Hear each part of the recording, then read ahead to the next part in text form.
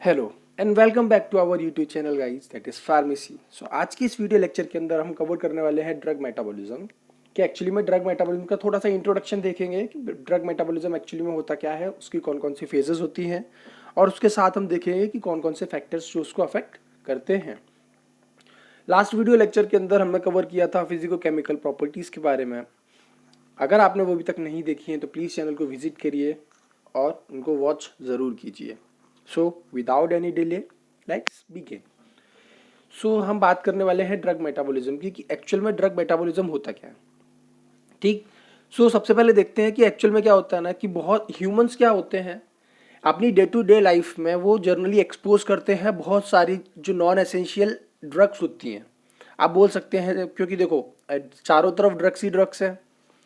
कोई एक मतलब कोई पर्टिकुलर इंसान किसी मेडिकेशन का मतलब इनटेक करता है तो कोई दूसरा मेडिकेशन को इनटेक करता है। मतलब जनरली जो ह्यूमंस है ना आज के ज़माने में वो एक्सपोज होते जाते हैं लार्ज वैरायटी ऑफ ड्रग्स के साथ साथ में, और उसके साथ साथ में कुछ ऐसे नॉन एसेंशियल एक्सोजीनस या फिर आप बोल सकते हैं फॉरेजिन कंपाउंड होते हैं जिनके एक्सपोज में वो आते हैं।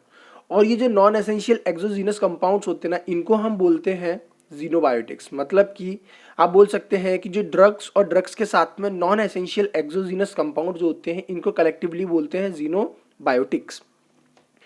Most of these xenobiotics undergo enzymatic biotransformation by xenobiotic metabolism enzymes in the liver and extrahepatic tissues and are eliminated by excretion as hydrophilic metabolites। इसका मतलब ये है कि जो जीनोबायोटिक्स होते हैं मतलब कि फॉरेजिन कंपाउंड और ड्रग ये क्या होते हैं, इनके जो जीनोबायोटिक बायो ट्रांसफॉर्मेशन होता है, एंजाइमेटिक बायो ट्रांसफॉर्मेशन होता है, ये मेटाबॉलिज्म शो करते हैं जीनोबायोटिक मेटाबॉलिज्म के थ्रू। देखो जीनोबायोटिक्स जो होते हैं ना इनको मेटाबोलाइज करने के लिए जीनोबायोटिक मेटाबोलाइजिंग एंजाइम्स होते हैं जो कि लीवर के अंदर प्रेजेंट होते हैं। तो ये जीनोबायोटिक्स जब लीवर में आपके जाते हैं तो लीवर में इनके अंदर मेटाबॉलिज्म होता है और मेटाबॉलिज्म के बाद में इनके अंदर बायो ट्रांसफॉर्मेशन की प्रोसेस होती है जिसके बाद वो अपने इस फॉर्म में मतलब हाइड्रोफिलिक फॉर्म में आ जाते हैं। और जब वो हाइड्रोफिलिक, हाइड्रो मतलब वाटर, फिलिक मतलब लव, मतलब वाटर लविंग जो फिर वो कन्वर्ट हो जाते हैं। पहले क्या थे, लिपोफिलिक नेचर था उनका। मतलब कि सिंपल सी बात ये है कि जैसे ड्रग है, ये ड्रग है, ड्रग पहले क्या था, लिपोफिलिक नेचर का था। इसके बाद जब इसका बायो ट्रांसफॉर्मेशन होता है, बायो ट्रांसफॉर्मेशन हुआ तो ये ड्रग जो रहती है ये लिपोफिलिक से हाइड्रोफिलिक बन जाती है। और जब ये हाइड्रोफिलिक बनती है ना तो लिपोफिलिक क्या रहती है, शरीर के अंदर रिमेन रहेगी, मतलब रिटेन करके रहेगी, ये बाहर नहीं निकलेगी। ठीक। लेकिन जो हाइड्रोफिलिक होती है ना ये आपकी यूरिन जो होती है आप बोल सकते हैं यूरिन के थ्रू एक्सक्रीट आउट हो जाती है। मतलब कि तो ड्रग मेटाबॉलिज्म का क्या मतलब है कि जो ड्रग हमने इंटेक की किसी भी रीजन से वो जब लिपोफिलिक होती है तो लिपोफिलिक नेचर के बाद में वो हाइड्रोफिलिक में कन्वर्ट होती है और शरीर से एक्सक्रीट आउट हो जाती है, जिसकी वजह से वो शरीर के अंदर रिटेन नहीं रहती है और फिर बाद में वो अपना साइड इफेक्ट शो नहीं करती है। ठीक।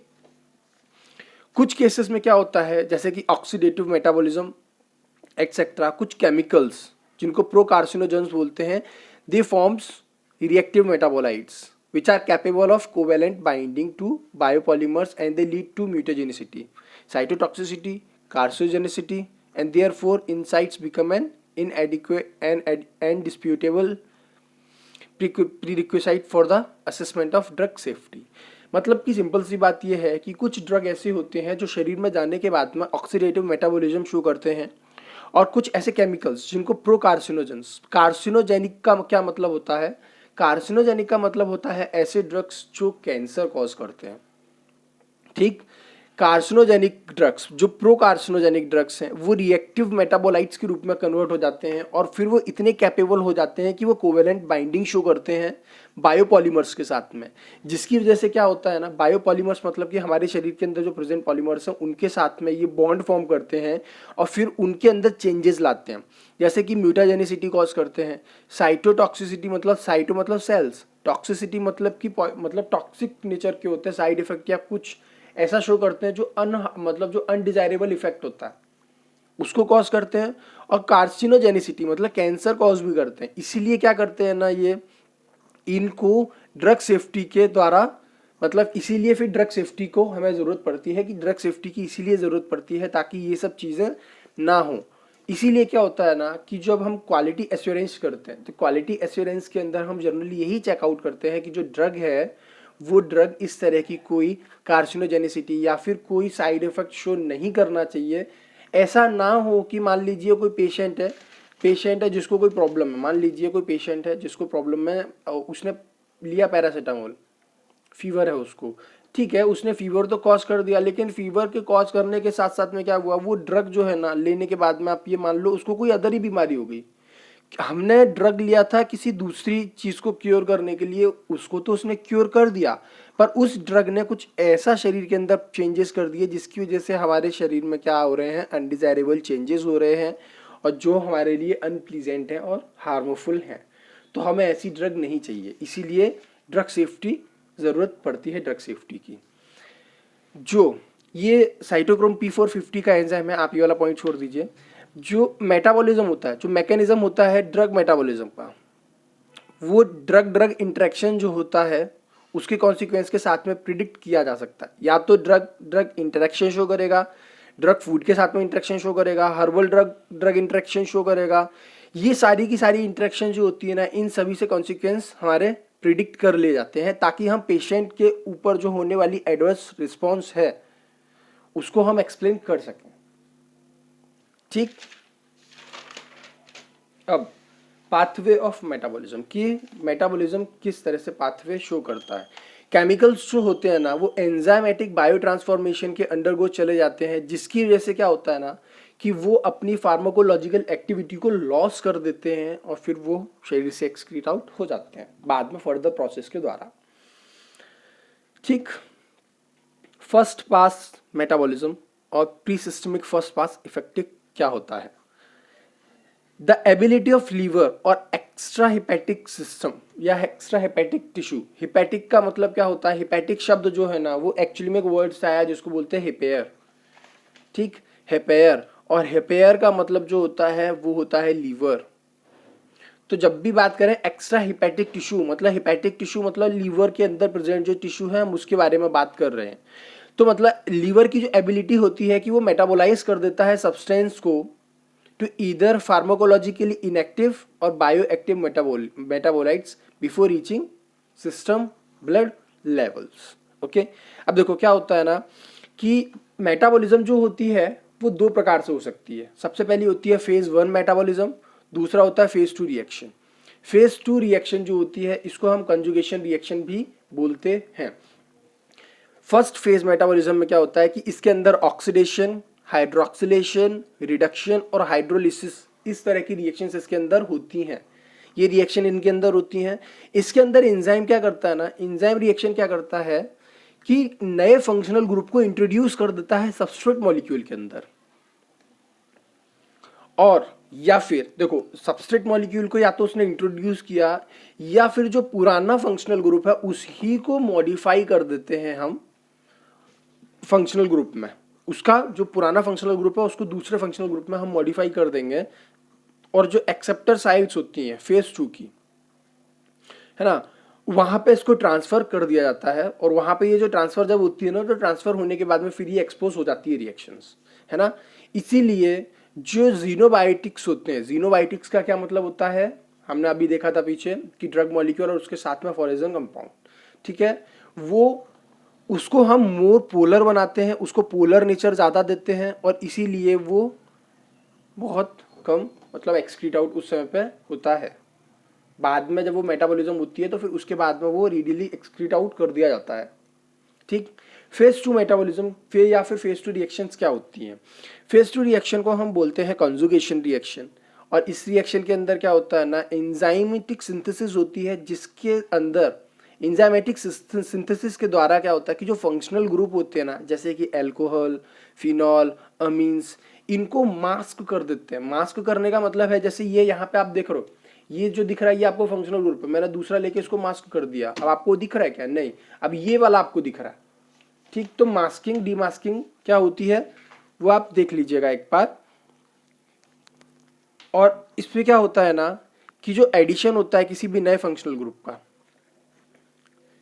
एडिशनल जब भी होता है नए फंक्शनल ग्रुप का, वो मास्किंग के द्वारा होता है। कि मतलब जब हमने जैसे पुराना फंक्शनल ग्रुप था, उस पुराने फंक्शनल ग्रुप के ऊपर हमने मास्किंग करके एक नए फंक्शनल ग्रुप को लगा दिया, ठीक है ना।